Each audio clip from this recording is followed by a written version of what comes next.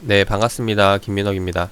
자, 이번 시간에는 질문 주신 내용에 대해서 좀 답변을 드려보는 시간을 가져볼까 하는데, 자, 요번에 유남생님이 질문 주신 내용이 뭐냐면은, 전환사채에 대해서 공부를 하다가 궁금한 것이 있어서 문의를 드린다. 질문 주신 내용이 뭐냐? 전환가액이 최저가까지 내려와서 조정이 나왔는데 추후에 증자로 인해서 주식수가 증가하게 되면은 또다시 전환가액 조정이 이루어지는 것으로 알고 있다. 여기에 대한 계산법을 설명해 달라라는 내용인데 일단 요 내용을 설명드리려면은 원래 좀 기본적인 금융 개념을 가지고 있어야 좀 설명이 가능할 것 같습니다. 그래서 좀 그 내용이 길어질 것 같은데 일단 결론부터 좀 먼저 말씀을 드려보면은 전환가액이 조정이 이루어진다라는 것은 사실 이루어진다라면은 그냥 숫자적인 의미에서 변화이지 그 가치가 변하는 건 아니라고 보시면 돼요. 자, 무슨 말이냐면은 우리가 예를 들어 주식을 갖고 있어요. 주식을 갖고 있는데 그 기업이 뭐 무상증자를 한다. 아니면은 뭐 감자를 한다. 요런 이제 공시가 나오게 되면은 그런 경험을 해본 적 있지 않나요? 예를 들어서 내 주식이 평단이 10,000원이었는데 무상증자를 하니까 주식이 원래 10,000원에 한 주를 갖고 있었어요. 근데 무상증자를 하니까 5,000원이 되고 주식이 두 주가 생긴다던가 이제 이런 경험들 해본 적 있으실 거라고 생각이 됩니다. 지금 질문 주신 내용이 딱 요거라고 보시면 돼요. 추후 증자로 인해서 주식수가 증가하게 되면은 거기에 대한 주가 가치는 변하게 되죠. 그러니까 주식 가격은 변하게 되죠. 주식수가 늘어나게 되니까 이제 거기에 대해서 가액 조정이 이루어지는 것이기 때문에 크게 의미를 둘 필요는 없다라고 보시면 돼요. 만약에 가치가 변동이 된다라는 거면은 그것은 이제 법에 대한 허점을 이용해서 그 기업이 그렇게 실리를 추구할 수 있는 방법이 되기 때문에 이런 것들은 사실 있다고 한다면은 있을 수는 있어요. 네. 근데 그거는 금세 이제 법을 다시 개정을 해가지고 이제 막히게 된다라는 거죠. 그래서 이런 것들을 좀 말씀을 드리고 싶고 좀 더 설명을 드려보면은 우리가 이제 주식이라는 게 그 주가 가치를 구하는 거, 주식에 대한 기업 가치를 판단하는 것 중에 가장 기본적인 게 시가총액을 가지고 나눠요.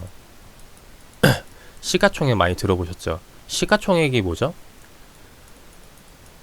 주식 수가 있잖아요. 그러니까 이론상 지금 이 기업을 내가 지분 100%로 다 인수하려면은 지금 가격에 주식 수를 내가 모든 주식을 사게 되면은 그게 시가총액이 된다라는 거죠. 그죠? 그게 바로 이제 주식수 곱하기 주가가 되는데 그래서 이 증자로 인한다는 게 사실 기업 가치가 변동이 되면 안 되거든요. 증자가 기업 가치가 변동이 되는 경우도 있어요.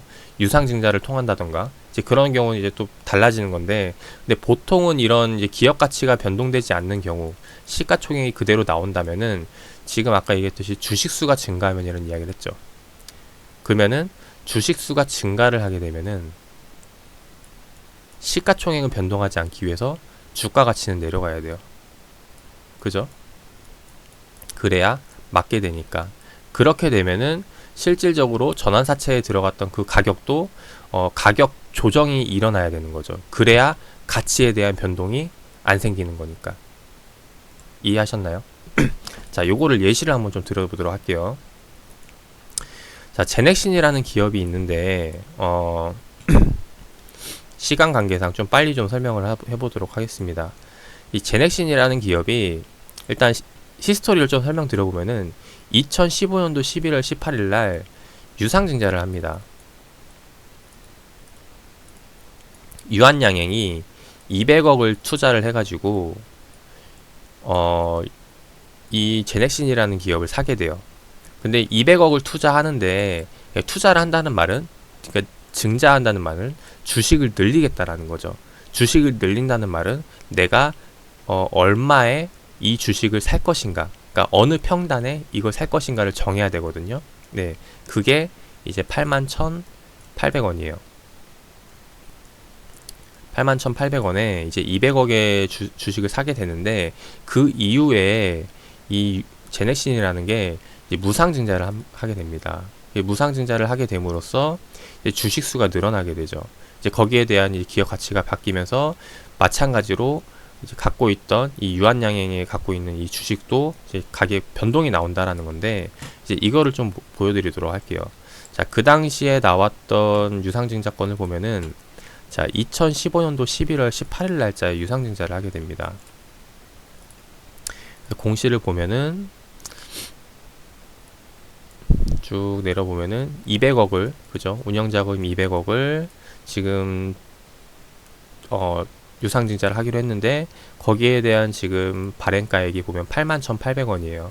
81,800원에 대해서 이제 몇 주를 들어오느냐 쭉 내려보면은 유한양행이 24만 4천 주 정도를 배정받게 된다라는 내용이 이제 2015년도 11월 18일 날 유상증자 내용입니다. 자, 그걸 보면은 지금 요게 수정주가가 사용된 거기 때문에 수정주가를 끄고 그냥 이전에 그냥 차트 그대로를 보도록 할게요. 있는 그대로의 차트를. 자, 보면은 좀 더 확대를 해서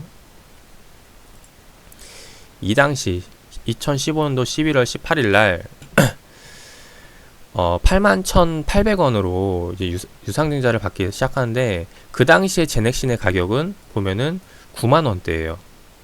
그죠? 81,800원보다 주가가 더 위에 있습니다. 근데 일반적으로 상식적으로 생각을 해볼게요. 만약에 내가 지금 유한양행을 생각했을 때 200억이 있잖아요. 근데 이 배정받는 주식 가격이 81,800원이 아니라 10만원이라고 한다면 유상증자를 할까요? 안 하죠. 왜? 10만원에 유상증자 할 바에는 그냥 장중에 그냥 9만원대에 내가 사버리면 된다라는 거죠. 그래서 유상증자라는 개념이 뭐냐면은 지금의 주가보다 더 싸게 살 수 있는 기회를 주는 거예요. 그래서 그거를 너무 싸게 하면은 지금 기존주들에게 너무 피해를 주는 거기 때문에 적당한 가격선을 정하게 되는 거고, 그 적당한 가격선이 요번에 정해진 게 81,800원이라고 보시면 됩니다. 그래서 81,800원에 유상증자 200억을 하게 되는데, 그 다음에 이제 나온 공시를 보면은 무상증자를 하게 돼요. 근데 무상증자가 1대1 무상증자로서 내가 주식을 한 개 갖고 있으면은 이제 주식을 두 개로 만들어 주겠다라는 거죠. 근데 한 개가 예를 들어 10만원이다 주가가, 그러면 두 개가 되고 주가 가치에는 변동이 없으니까 결국에는 5만원짜리 두 개를 갖게 되는 거죠. 그 말은 즉 똑같다는 거죠. 10만원짜리 하나 갖고 있나 5만원짜리 두 개 갖고 있나, 그 주식에 대한 가치는 변함이 없다라는 내용입니다. 그죠? 이해하시죠? 다시 넘어와서 보면은 지금 내가 갖고 있는 게 81,800원에 200억을 갖고 있는데, 그죠? 200억을 갖고 있는데 요번에 이제 1대1 무상증자를 함으로써 주가 가치는 어떻게 돼요? 10만원에서 5만원으로 바뀌게 됩니다. 반토막이 나죠. 자, 주가 가치가 5만원으로 반토막이 났는데 거기에 대해서 내가 투자한 200억에 대한 가치가 바뀌면 안 되잖아요.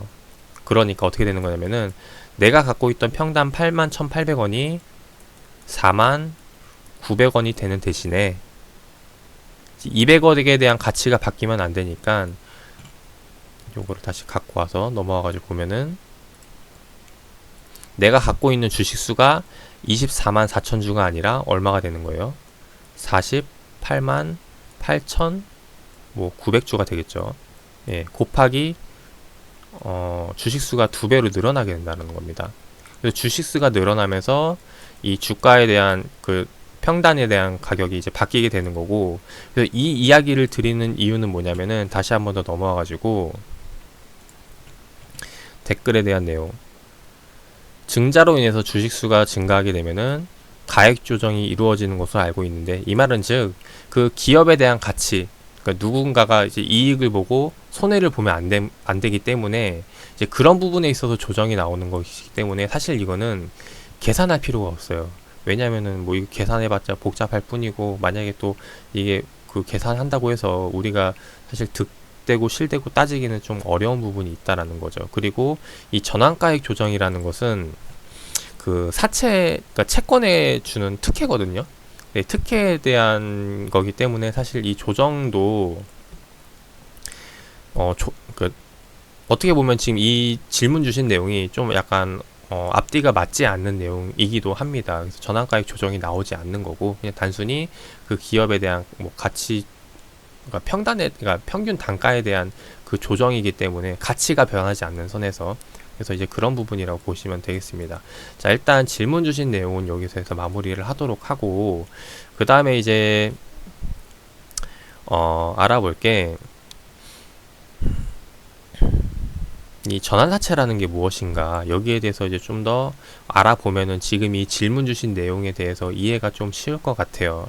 그래서 요거를 한 번 더 이제 좀 이야기를 들어볼까 하는데 좀 이야기가 길어질 것 같아서 요거는 1편, 2편으로 나눠서 해보도록 하겠습니다. 자, 바로 다음 편으로 영상 올려드려 보도록 하고 전환가액에 대한 이야기 계속해서 좀 드려보도록 하겠습니다.